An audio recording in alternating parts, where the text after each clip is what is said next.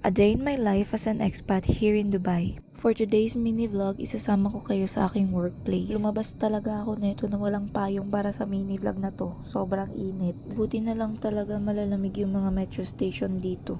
Ayan, tap tayo para makapasok na at makasakay na sa metro. May dalawang klaseng card dito, isang silver at isang gold. Usually ginagamit ko lang yung gold card ko kapag long distance yung travel o di kaya kapag pagod ako sa work at gusto kong makaupo. Pero kadalasan kong ginagamit is yung silver card kasi pwede ka sa women and child cabin, as in puro women lang kayo dito. Kumbaga walang mababaho. Charot. Meron pa rin pala pero hindi na masyado.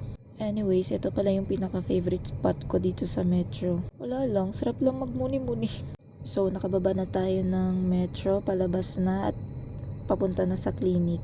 Queen's Medical Center, ito yung ini-endorse ni Mark Daniel. Clock in muna tayo and then hydrate kasi sobrang init sa labas. At ito yung unang-una kong ginagawa is mag-reset or mag-daily check ng x-ray machine namin dito sa clinic. Kadalasan kasi ako yung nauuna sa work, gawa nga na yung schedule ko is 12 to 9 at yung iba naman ay 1 to 10. After daily checking, akit na sa taas sa dental department para mag-set up ng buong room. Ayan yung room ko. Magsisimula pa lang pero galit no. Iisipin ko pa lang na fully book kami, alam kong pagod na pagod ako sa araw na to.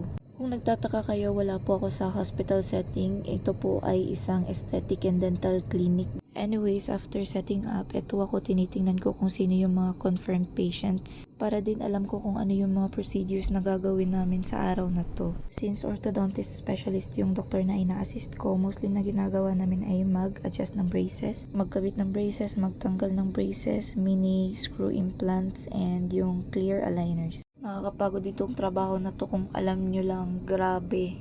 Hindi madali. Kaya pag may time, hanapin ko si Rim kasi kumukuha kami ng energy sa isa't isa. So pretty oh. Saya pa yan ngayon pero mamaya dragon na yan.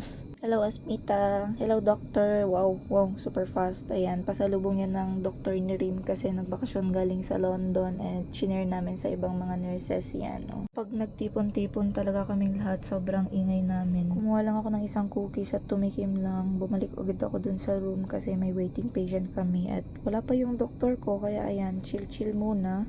After neto, sunod-sunod na yung mga pasyente namin kaya di ko na namalayan yung oras. After patient, ayan, linis naman sa mga pinaggamitan ng mga instruments. Ilalagay sa pouch lahat yan kasi autoclave yan. Sunod-sunod yung mga pasyente namin kanina kaya nung mga time na yan ko lang naramdaman yung pagod ng katawan ko tsaka ng likod ko. Pero bawal tayo magreklamo kasi pinili natin maging OFW.